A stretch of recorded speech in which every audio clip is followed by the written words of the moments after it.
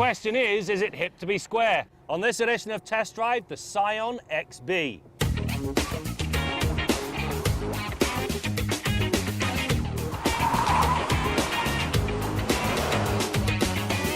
A little under a year after landing in Canada, Toyota's sub-brand is beginning to make waves. Scion now counts 3 models, with a 4th, the IQ, arriving any day.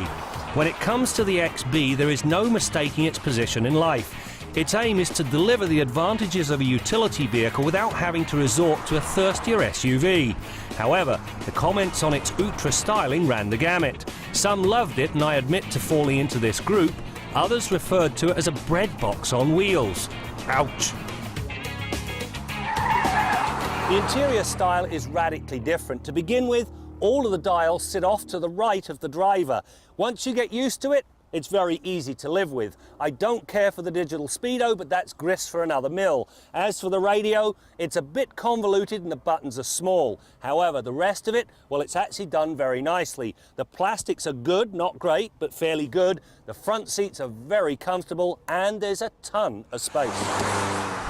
When it comes to the handling, the XB is surprisingly accomplished, considering it uses a fairly basic suspension setup. Struts up front and a twist beam in the rear.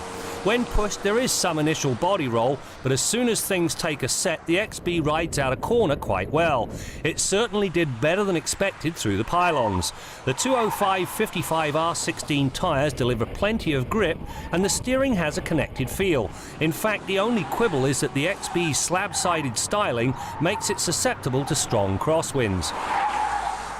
When you get to the back seat, there is an absolute ton of space back here. It's almost limo-like.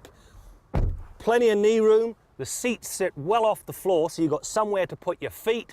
And if you're a cowboy, well, you can wear your hat.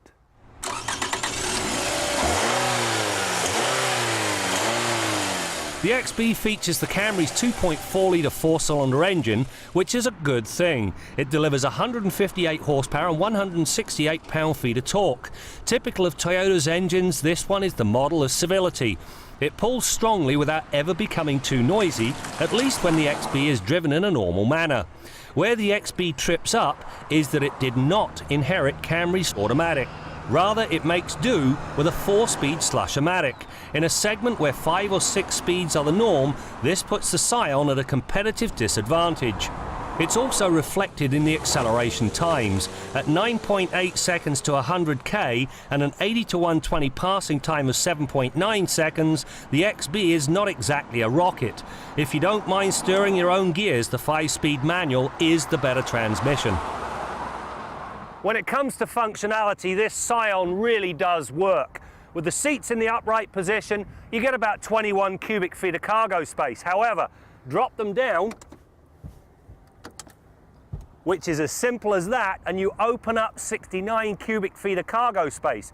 The important point being, all of the space is usable. The intrusions have been kept to a minimum, and that includes the shock towers.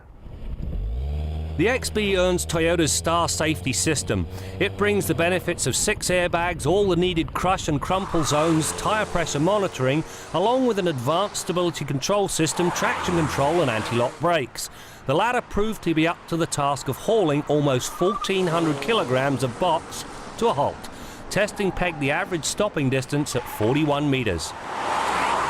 Dynamically, there's nothing too special about this Scion XB. Indeed, that 4-speed automatic transmission actually makes it rather busy on the highway. However, if you're after stylistic functionality, well, it's all wrapped up in one not-so-small box. In that regard, I guess you could say it's hip to be square.